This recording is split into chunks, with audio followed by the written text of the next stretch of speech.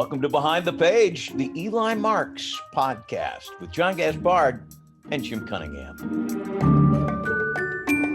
Hey, Jim. Hey, John. How are you? I'm pretty good. This is episode 4, season 1, episode 4.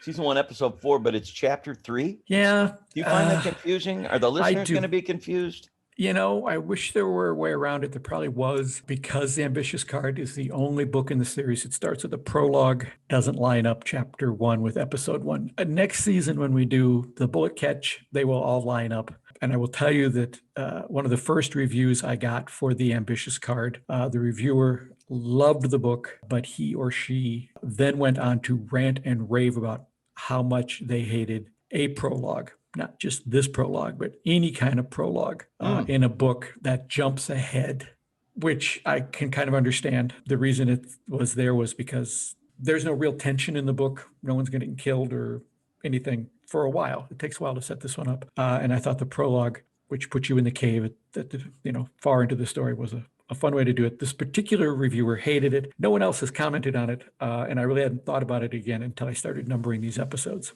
So there we are. I just didn't want anybody to be confused, mostly me. I'm confused every time, but as long as you've got your bookmark set to take us to chapter 3, then we should be fine.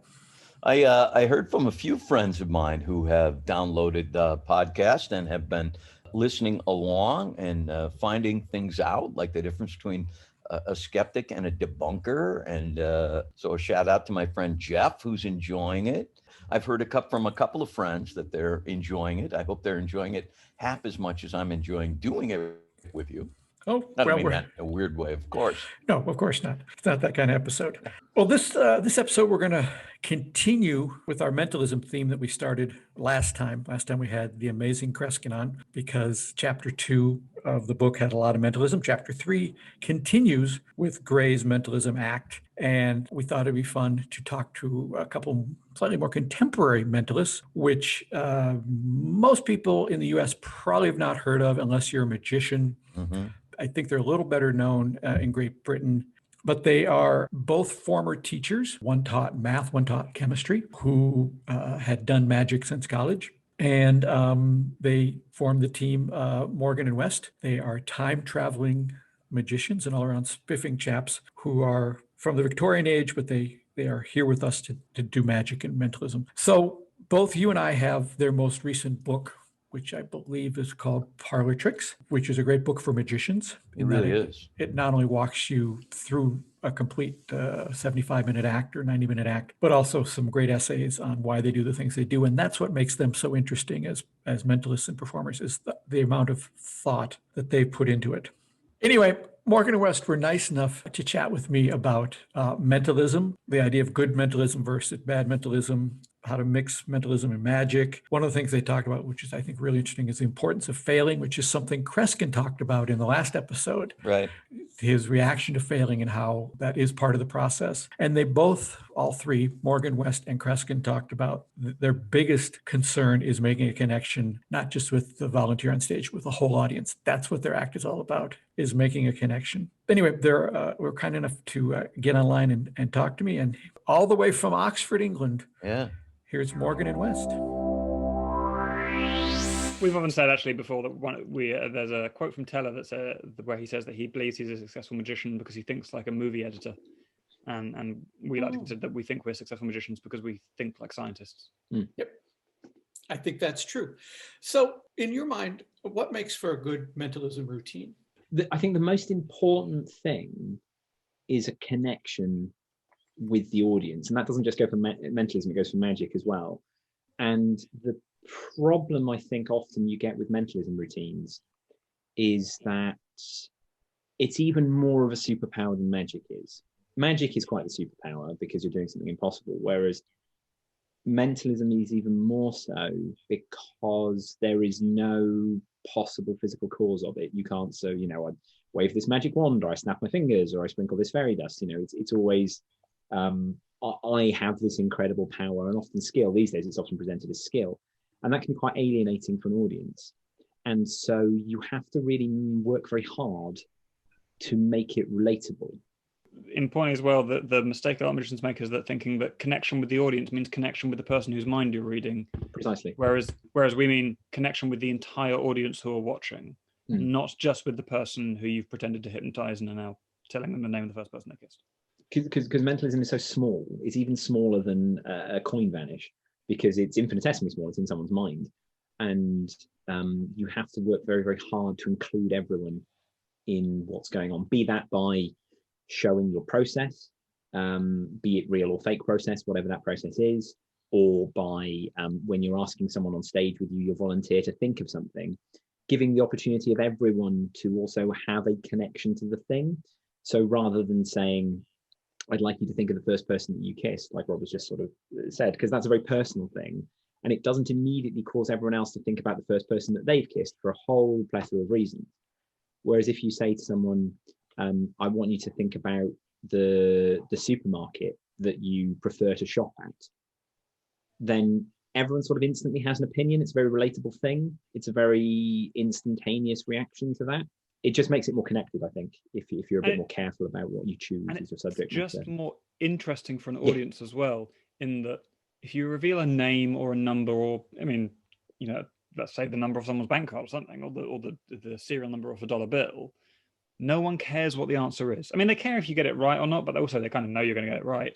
But no one cares what the answer is. Whereas if you can do a piece of mentalism where the information you're revealing, if it is a piece of monitoring, it is personal to person, but also the rest of the audience care about it. So we talk in the book Politics that we wrote about, I think, musical artists, and saying like what your favorite musical recording artist is. Not only do people know who the Beatles are or know who the Stones are in terms of like, oh, saying that, but that answer says something about you as a person when giving it. So it makes the audience member part of the sort of the story of the trick, where you get someone up and they want to think of where they shop, or what they would order in a cocktail bar, or what music they listen to. Those things are the kind of things that people kind of would use as getting to know you questions with someone. You know, that sounded like if you met a stranger and went, oh, okay, what's your favorite movie trilogy of all time? And what was the last book you read? And so like, those are things that say something about you. Whereas just saying, think of the name of someone close to you, no one in the audience cares whether that name is Sarah or John or it's too personal. Whatever. It's too personal. It's too close. How did you come to figure that out? We did a magic trick about biscuits. Yeah. As in cookies rather than cookies. Yeah.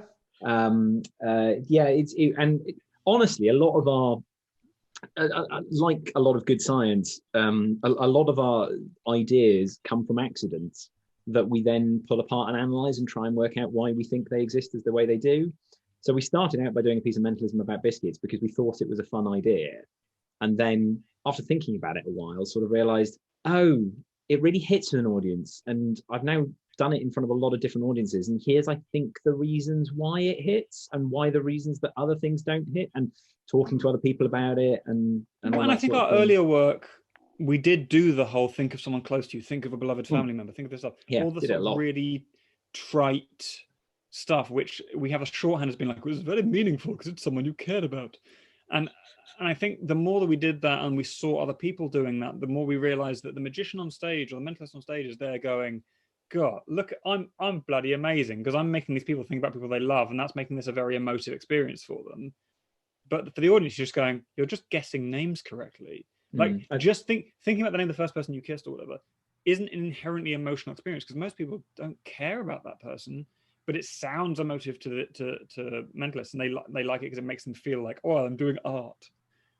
Whereas it's meaningful with a capital M in the way that Sam the Eagle talks about business with a capital B in Muppets Christmas Carol. It's that kind of level of, you know, sort of like it's meaningful. Like meaningful. We often say, I think, a lot of bad mentalism is done by people weirdly taking themselves too seriously because they have these amazing powers and they're incredibly smart and everything, but also not taking the work seriously enough in that their methods are a bit clumsy or their staging's lazy, or so you go, this could be a much better trick. Like you think it's this really grand, powerful, emotive thing, and it's just you guessing a name with 8 minutes of admin leading up to it. And for something like that to really hit, if you are going to do something really powerful and really emotive, everything has to be perfect around it. Just because it's so much harder to be, you know, it's so much harder in many ways to do a really good Hamlet than it is to do a really fun bit of nonsense on stage. Yeah. because people have to buy into it in a different way, not more, because I think you have to, as an audience, you buy into a very silly performance in the same depth that you buy into a very serious performance. Just it's much easier to be taken out of a serious performance than it is to be taken out of a silly one. And I think that's often the problem as well, is that you'll see people online or on stage doing mentalism performances, especially, where they'll be like, "I want you to think about the name of a loved one you've lost, and it's very important." But 5 minutes earlier, they're making dick jokes, or or doing bits of business with the audience, and going, "This is not the tone of the show you've set out. You're just doing this because you think it's shorthand, or it's like a shortcut to meaningfulness." There are people who have a problem with mixing mentalism with quote unquote magic for that exact reason, that you're doing something quite silly and then the next moment you're talking to their dead grandmother. Why don't you see an issue with that? Because you mix both, it's certainly in the Parlor Tricks book you did.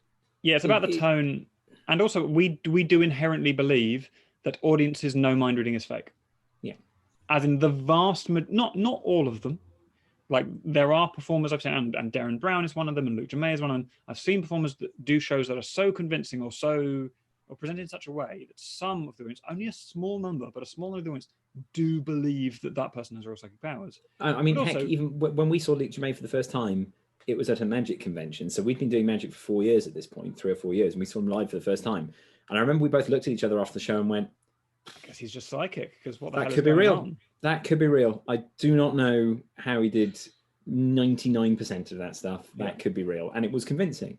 And so all the mentalists that will tell you anecdotal stories about how someone came up to them and asked them for a private reading, and someone came to them and did this, we're like, yeah, but those are the same people that go and see mediums, that go and see...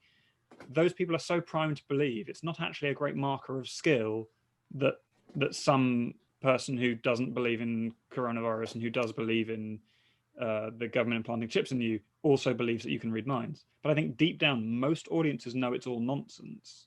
So there is no one in the audience goes, wait a second, I thought he really was divining who wrote each thing based on their signature. But actually, now that he's doing hippity hop rabbits, I don't believe it. The important thing is that difference of tone. It's the whiplash in audience experiences from a tonal difference rather than inherently the difference between magic and mentalism. You know, it's the same in film. You can have... There are two films that came out in a very similar period of time that I have quite strong opinions about, and they're very similar films. One is Shaun of the Dead, which is a rom-com zombie, and one is Severance, which is a comedy horror. And I really like Shaun of the Dead because I think it does a very good job of blending the comedy and the horror. And I really don't like Severance because I think Severance, some bits are really good horror, some bits are really good comedy, and they very rarely blend. And I find I get whiplash when I'm watching it, because it goes, that bit's comedy, that bit's horror, and I just never know what I'm supposed to be settling into as a rhythm. Yeah, you get it quite a lot, I think, in modern TV shows that try and add like a zany element to it, where there'll be a bank robbery or a thing or a war, and someone's kind of making quips. And it's like, but it doesn't quite fit because it's not a quippy film or not a quippy show. They just think it would be funny if someone said something like, I mean, it's not quite the same, but I remember in episode 1 of Star Wars in Phantom Menace, there's a bit where they're doing the pod racing and it's all very tense, and it cuts to Anakin and he goes, "Whoa, this is tense." And yes. It's like, I mean, it was until you said that, and now it's very silly. Like, and that's the best scene in that film. So, yeah, that's the best 10 minutes in that film. So what are you going to do? And it's the same whiplash of going, here's a very serious thing, here's a silly joke or a bit of business, here's, it's because the audience then don't know what's coming next. They don't know how to interact, how to engage with what's coming next. Well, with this idea that you have, that hardly anyone in the audience is really believing this, they're going along with you on it, why is it also important then to add sort of make the characters a little fallible? How does that help sell something that's already pretend? I think the making of a good hero is overcoming something. And if you're going to overcome something, you need to have failings. So, I mean, you know this yourself, John. You write. You've written 7 books with this character, and you know that if this character if you've got a character that can do everything, you run out of things to do with them super quickly. I mean, look at, especially the crime genre. Look at Sherlock Holmes. One of the reasons Sherlock Holmes is a bit dull is that Sherlock stands up, looks at someone, and immediately goes, "Well, obviously it's this," right. and is right, and it's a bit dull. We want to see reflection of self. None of us are perfect in any way, shape, or form, and the ones that think they are definitely aren't. And so we want to see reflection of self in what we do. And occasionally it's fun to have the infallible character, But even then, it gets dull quickly. Like, Well- by the time we hit second Iron Man film, we've got to bring in all the plot lines about Tony Stark's drinking problem. Otherwise, it's just dull. And it's why no Superman other than Christopher Reeve is interesting. Can you pinpoint a point in the act where you purposefully added in some fallibility? I think the first time we actively wrote a trick that was inherently fallible in itself is, I think, a trick that you've seen, because I think we did it at the first Magi Fest, a trick involving the Harry Potter books, where it seems like things have gone completely wrong. And it's essentially what is known in magic as the genre of sucker tricks, where the Magician in Trouble plot, because the Magician in Trouble plot is a very popular plot because it works very, very well because it creates that fallibility. But the difference with this one was we use time travel to go and fix things. It feels like it genuinely goes wrong, and we use time travel to go and fix things. And I think that was the start of the journey of really sort of, and that was our second Edinburgh show, I think. So that was 2010 we wrote this trick.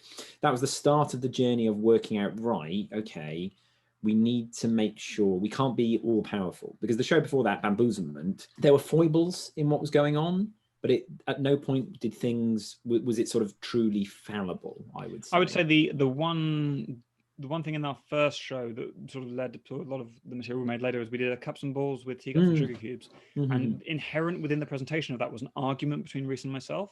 Yeah. And while that's not, fallibility doesn't need to be sometimes you do your trick wrong.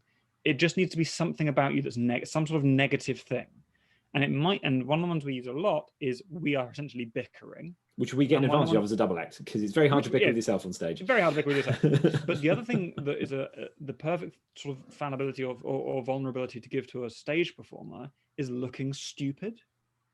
So there's a trick at the end of our show, Parlor Tricks, called The Miraculous Escape of Mr. West, and it's me escaping from a cloth bag. So it's in no way dangerous or anything.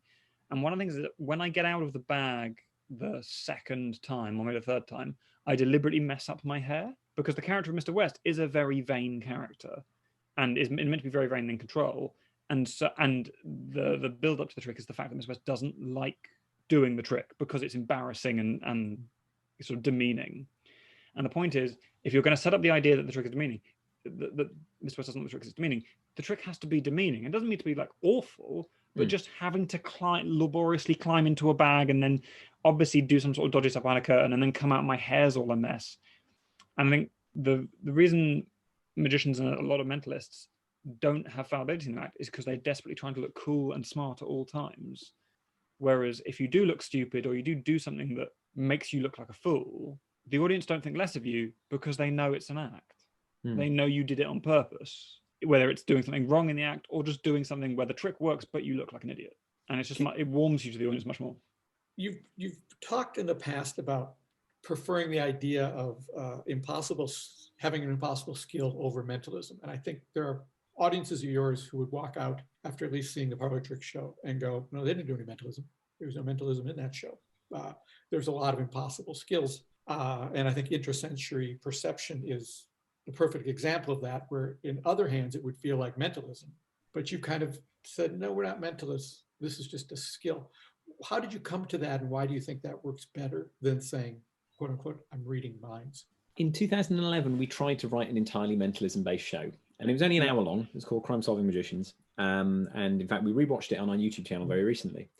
And we very quickly realized when writing that show that if you limit yourself to the idea of mind reading, you are limiting yourself to one plot. Yeah. And you have to work so hard. I can read minds. Which is why most mentalists can not only read minds, but also predict the future, but also influence events, even if those events are random. Like one of our sort of pet peeves with a mentalist is watching someone say, oh, but I influenced you to make all these decisions, where one of the decisions was rolling a dice or something like that. And you go, well, you didn't influence that, did you? Because that was random. That person doesn't know how to fake a dice roll. Yeah. And it's that thing of, whereas we just didn't have enough ideas. And I think mentalism, once you go, okay, I've read your mind, okay, I've predicted something, okay, I've influenced you something, I guess I'll read your mind again. Whereas if you reskin a mentalism routine as any other method, like any other thing other than I'm a telepath, be it, like Max Somerset, a British magician, years ago on a TV special, did a bit of tasting the bottom of someone's shoe and telling them where they were from. They got what off a town they were train. from. They got were off a coming off a train. train, and you tell them what stop on the train they got on at. And by and tasting their shoes. And that's all it is finding things that are overt demonstrations of method. Because also, once you've kind of furrowed your brow and held your temples once, that's fine. But it's not 70, 80, 100 years ago where people thought that maybe they were genuinely reading minds. I think it does also hark back to that, really. And even though whenever we present things, so intrasensory perception, like you talked about, it's all about our five senses. And it's all done in a very silly way, because the other thing we like to do with these fake skill mentalism pieces is tip to people. I mean, I think in intrasensory perception, there is a line that says, this is literally nonsense, you know? Yeah. We like to tip to people by making it so impossible with the skill that we're using that clearly it's not that either, but it's a nice, just sort of, it's a nice peg to hang the trick on, because people don't believe in telepathy, and we don't want people to believe either that I can tell the serial number on a banknote by licking the banknote. It's just window dressing. It's just fun, interesting window dressing. And one of the things we say to magicians a lot is that you can improve your act without ever improving the magic, just by dressing things up differently and performing it differently. And usually what a demonstration of possible skill is something to do while the admin of the trick is going on. Because basically it is, they think of a thing, you find out what it is, and you pretend you knew it in advance, or you found out by telepathy, is every mind reading trick. And the presentation of his possible skill is going, well, okay, I'm going to do something, and it can be anything, so I can make it as interesting as I want, where that allows me to find out the thing they've thought of. So that mentalism goes from looking like someone on stage holding a pad correctly guessing things, and maybe looking at you and going, that becomes Reese with a tube up their nose, having someone blow down it, or Reese blindfolded with handkerchiefs in their ears, feeling someone's palm to tell them, and feeling the calluses on their fingers to tell them what job they do. It's that thing going, if you think of a magic show as, well, we've got all these sort of reveals we're going to do, and then we've got the admin of how we actually get the information, but then in between those 2 points, we've got to do just something. It's the click of the fingers. It's the woofle dust. It's the wave of the magic wand. It's all of those things. You got to keep it moving. You got to keep it up in the air and keep it different and interesting. I think mentalists flatter themselves to think that the woofle dust and the magic wand is what makes magic lame. Whereas actually, if done properly, that stuff is what makes magic great. And there is no real difference to going, and now I tap my magic wand 3 times and we say, Izzy, Wizzy, let's get busy. And then the magic happens. There's no difference to that and telling someone to go ace 2 3 4 5 6 7 8 ace 2 3 4 5, or whatever. Those methods are as nonsense as one another, and really as interesting as one another by the time you've seen it once. And we've all seen those a million times. So isn't it the job of the mentalist, given that you can do anything there, to do something no one's done before?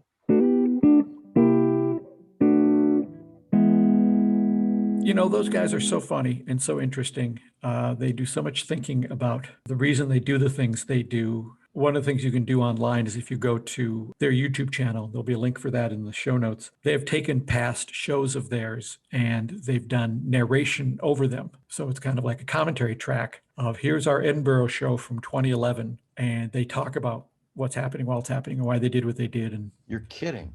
it's really interesting stuff. One of the things that they talked about in our chat, which I thought was so interesting, was the idea that unless you add something to the equation, just the idea of mind reading isn't enough. You can do that once. Yes. And then if that's all you've got, then that's the rest of your show. And that's just not going to work. Isn't that interesting? Because who would have, having been fascinated by this subject since I was a kid, magic, mentalism, since I was a kid, who would, I never thought of that. But of course, they're absolutely right. If you can read minds, then once you've done it, everything else is just doing it again. And now I'm going to guess a number. And now I'm going to guess a color. And now I'm going to read your mind about. So I just found that, kind of mind blowing all in its own, this idea that once you've done it, you're just doing it again. Yep. And that's why when they talked about their routine intersensory perception, it is just mind reading, but they just do it through the different senses. Yeah. So he's feeling things, he's smelling things, he's tasting things. And as Rob says, the rest of it is just the administration. It's you set up the trick, there's the admin, you do the reveal. And it's making the administration of it more interesting. Charming, funny. Yes. Yeah, entertaining. All of those things that we all strive for, they put a lot of thought into that, and that's probably why they are as successful as they are. Yeah, there's just so much thought has gone into it, and they're all around spiffing chaps. They're just so much fun to talk to. So if you ever get a chance to see them either on TV or live, I would run, not walk, to see Morgan and West. So with all this mentalism going on, why don't we dive into chapter 3? Just to quickly recap, so we remember where we are in the story. Eli is in the midst of watching Gray's mentalism act on a live TV show being broadcast from the Wabasha Street Caves. Watching along with him are his new landlord and his magic student, Pete, and Clive Albans, a British freelance journalist who is in the Twin Cities in the hopes of interviewing Eli's Uncle Harry. And of course, Uncle Harry is not there because he's asked Eli to substitute for him on this show.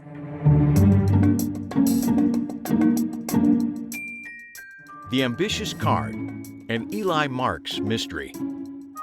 Chapter 3. The act continued in this manner for several minutes. Nova picked audience members, and Gray read their minds as they concentrated on the books and magazines in front of them. The routine went smoothly. More smoothly than the previous exercise, that's for sure, with only one noticeable hiccup. Nova had approached an audience member who had received a copy of Business Week magazine. She spoke with him briefly. "Gray," she said as she turned back toward the stage, "I'm standing here with Chad. He's looking at page 16 of Business Week magazine." "Page 16 of Business Week magazine," Gray repeated. "Let me see." He put his hand to his forehead and leaned forward in concentration. "I'm seeing an article about employee compensation, am I right?" Chad nodded to Gray, and then, realizing that the man was blindfolded, he leaned over to the microphone Nova was holding. "Yes," he said, "employee compensation." "And the headline? The headline reads, 'More employees willing to walk to get higher wages.' Is that correct?" "Yes, it is," Chad confirmed, shaking his head in amazement. "I also see," Gray started to say, and then stopped. He put a hand up to his forehead and then shook his head. "I also see," he repeated this sentence, getting no further than the earlier attempt. "in addition to the headline—" His voice trailed off as he pushed his hand harder into his forehead. I turned from the stage back to the TV monitor, which was on a tight close-up of Gray. It looked as if he was beginning to sweat. There was a long, awkward pause as Gray shook his head from side to side. "No," he said in a raspy whisper. "No, absolutely not. No. No! I said no!" With a ferocious, almost violent move, Gray stood up suddenly and ripped his blindfold off, throwing it down onto the stage. He looked out at the audience, his eyes squinting in reaction to the sudden exposure to light after having been covered for so long. "I'm sorry, ladies and gentlemen," he said, quickly regaining his composure. "On rare occasions, while in the midst of the spiritual flow such as I was just immersed within, an unwelcome spirit will intrude upon the proceedings. A most unwelcome spirit. At times like that, it is best to simply break the connection with that particular entity. Permanently." He ran a hand through his hair to ensure that each strand was still properly in place, then stepped to the edge of the stage. "I think it's time to begin the portion of the program that most of you have come here tonight to experience. I will connect to the other side, connect with your loved ones, and answer questions that are near and dear to your hearts. Nova, are the questions prepared?" By the sudden buzz of excitement that broke out in the room, it was clear that this was, in fact, the portion of the evening that the audience had come to experience. As effects go, it was simplicity itself. Nova presented Gray with a large punch bowl filled with small tan envelopes. Before the show, Each audience member had written a question on a slip of paper, folded it, and sealed it in one of the small envelopes. For the performance, Gray would then remove an envelope from the bowl, hold it to his forehead for a moment, then announce the question, the name of the questioner, and then provide an answer from the beyond for the hopeful participant. "One important note before we begin," Gray said, pulling a match from his pocket and striking it on the table. "I should warn you that when the stream to the other side is opened, it is not entirely uncommon for an impatient spirit to jump his or her place in line," he said as he lit a candle on the table.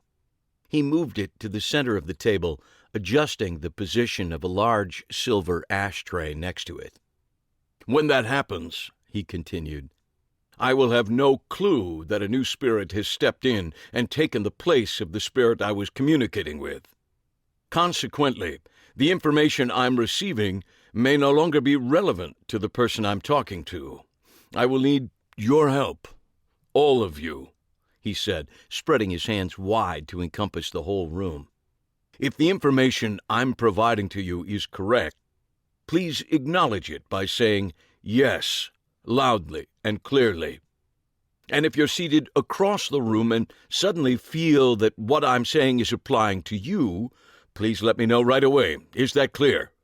Like obedient students, the audience nodded at Gray as one. "Good. Let us begin," he said, as he pulled out the chair next to the table and sat. Lighting in the room shifted to increase the already moody ambiance, and eerie organ music again began to echo throughout the cavern. He closed his eyes and reached into the bowl, taking out a single envelope and holding it up near his temple for a long moment. "Renee T.," Gray said finally. "Renee, are you here?" A blonde woman in her late 20s stood in the crowd and meekly held her hand up. Gray turned his head in her direction as Nova moved through the crowd to her with the handheld microphone. "You are curious about a relationship, are you not?" Renee nodded, wringing her hands together nervously. Remembering Gray's earlier instruction, she quickly added, "Yes, yes." Gray closed his eyes. "This is a relationship of long duration, am I right?" "Yes, 1.5 years," she said. "Renee, 1.5 years is merely a blink in the eye of the universe. I'm seeing that this relationship has existed in this life and many previous incarnations, and that the two of you are working out issues now that have existed between you for millennia. You are arguing more now than usual, am I right?" Renee nodded again. "Yes, it feels like it."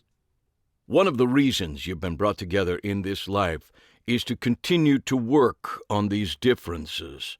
But make no mistake, this person is your soulmate, and you will indeed make progress that will help not only in this life, but in future lives as well."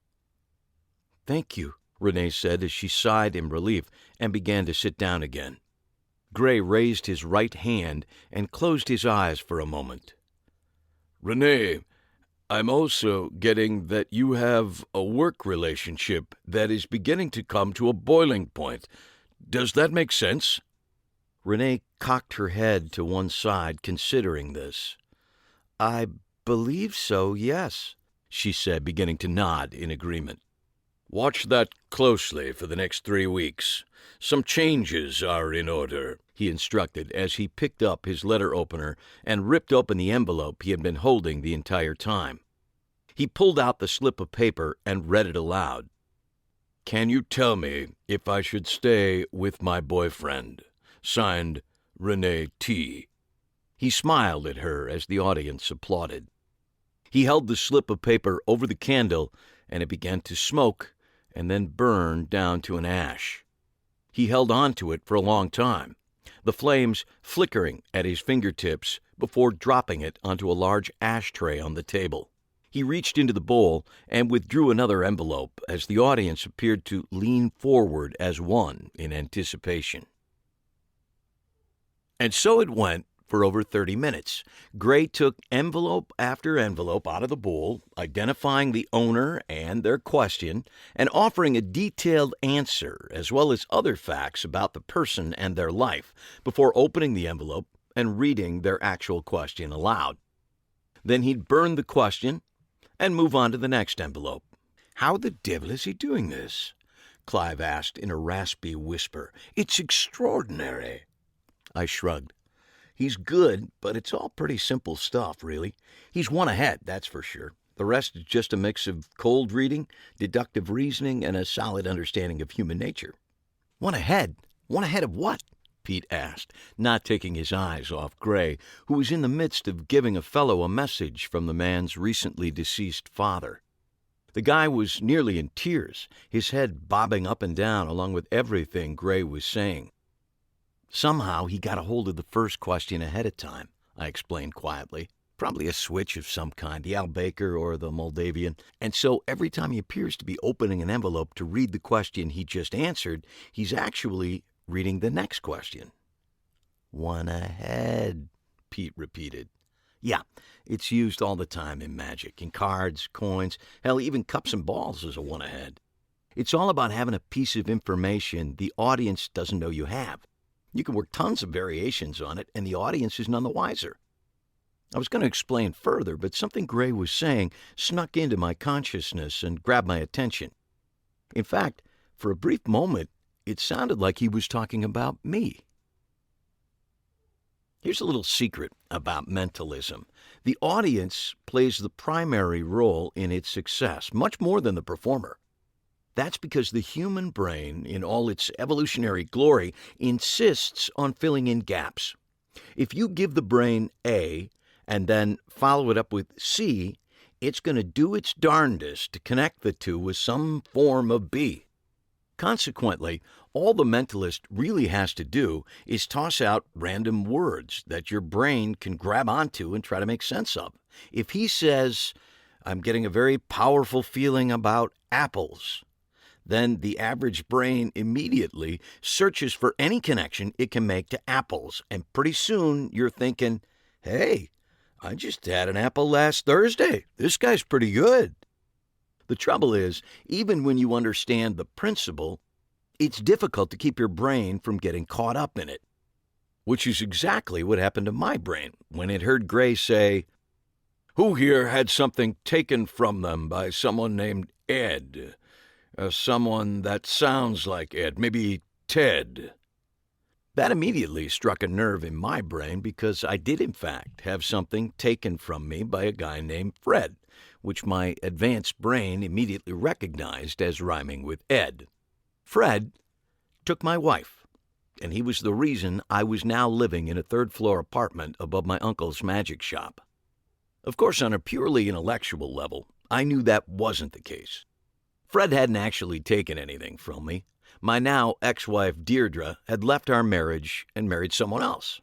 I might be angry about the manner in which she had done it, allowing the two relationships to overlap inconveniently, but nothing had been stolen.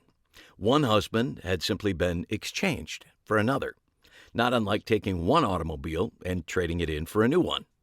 The only irregularity, of course, was that Deirdre had still been driving the first car while she test drove the second. But who could blame them, really? They had worked closely for a number of years. She is a fast-rising assistant district attorney. He is a hotshot cop on his way to becoming a hotshot homicide detective. Deirdre really had far more in common with Fred than she did with me, a guy whose greatest skill, it appeared, was the ability to make a gallon of milk disappear into a rolled-up newspaper. All this flashed through my brain in a nanosecond, and I mentally returned to the performance in time to hear Gray talking to a woman who had lost her virginity to a guy named Ned. Like I said, the brain will find the connection, regardless of how tenuous. Gray finished his short reading for the woman, and the audience applauded, as they had done each time, regardless of his level of accuracy. He held up one hand to quiet them.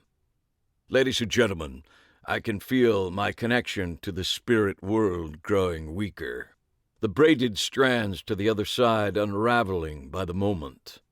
could I impose upon my first helper to return to the stage to assist my journey back across that bridge? Sharon, the overdressed, matronly woman, quickly made her way back to the stage, moving toward Gray, who was still seated stiffly in the high-backed chair. She placed 2 fingers on his wrist, moving them once, and then again, and then once more. She shook her head. "There's no pulse," she said, a note of dread in her voice. "No, not just yet," Gray agreed. "I'm still on the precipice."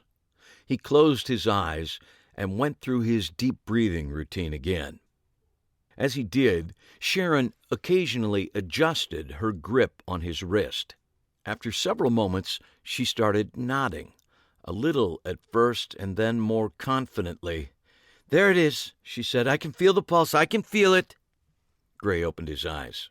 Yes, he said, smiling like a Cheshire cat. I have returned. Thank you, Sharon. He stood and ushered her off stage, and then turned to the applauding crowd. And thanks to all of you. I will leave you tonight with the words of a great man, the amazing Dunninger, who so wisely said, "For those who believe, no explanation is necessary. For those who do not believe, no explanation will suffice. Good night." He bowed deeply, took a step back, and then bowed again. The pipe organ music began blasting through the room as the audience stood en masse, applauding wildly. Some had tears running down their faces, some were hugging each other, and the rest were clapping their hands vigorously as Gray took yet another overly dramatic bow. "You're up next," a voice next to me yelled over the applause. The floor manager had appeared by my side, looking from me to the applauding crowd. "Boy, that's going to be one hell of a tough act to follow." "Thanks," I said. "Thanks a lot. That's just what I needed to hear."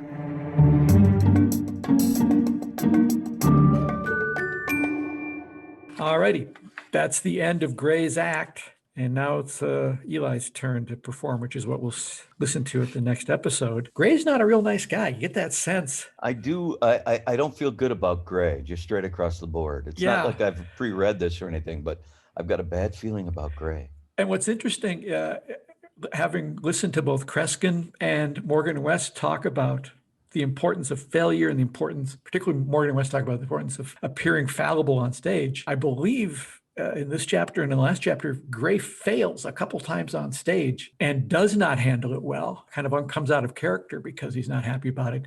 And it reminded me of when we talked to Kreskin at the last episode, when he failed rather spectacularly on Letterman. And I believe the link was in those show notes. When he finds out that he's wrong, he jumps up and falls on the floor as if he's had a heart attack or something, and is just laughing hysterically, which is not Gray's attitude. Gray is not a good sport about. No, he's not amazing. No, he's not. He's not. So few people are. Yes. Yeah. Anyway, before we wrap up this episode, and I think it's really time for us to do that, I want to thank Morgan and West for chatting with us for such a long time about mentalism and magic. Yeah, it was very nice of them. And you can follow the two of them at their website, morganandwest.co.uk. And they're also on Facebook at facebook.com/Morgan and West. That's all one word with "and" spelled out, Morgan and West. And you should absolutely check them out, because they're going to be huge, and you're going to be able to say, "Oh yeah, I know Morgan and West." You know why? Because I listen to the Eli Marks podcast. I've been their fans for years. And you probably saw them first when you checked out the show notes. That's what you should do next. Check out this episode's show notes. We've got links to Morgan and West performing, including their 2 appearances on Penn and Teller Fool Us. So that's good news, even for me, who have not checked this week's show notes yet because I was off. This is episode 4, but it was chapter 3. So I didn't check the show notes because I was confused, but now I will. Well, I'm going to confuse you even more because we're wrapping up, but next time we're going to listen to chapter 4 on episode 5. It'll be episode 5. We're going to listen to chapter 4. I'm going to need it. The free slide rule with every episode from this point forward. And to make sure you don't miss an episode, hit that subscribe button. Have you done that yet, Jim? Of course I have, but I don't think I count. Okay. And please rate us as well. We'd like 5s across the board. But if you hate us, give us a 4. Thanks, everybody, for listening in. We'll talk to you next time. This has been Behind the Page, the Eli March podcast, with your hosts, John Gaspard and me, Jim Cunningham. Produced by Alberts Bridge Books at Grass Lake Studios. Thanks for listening.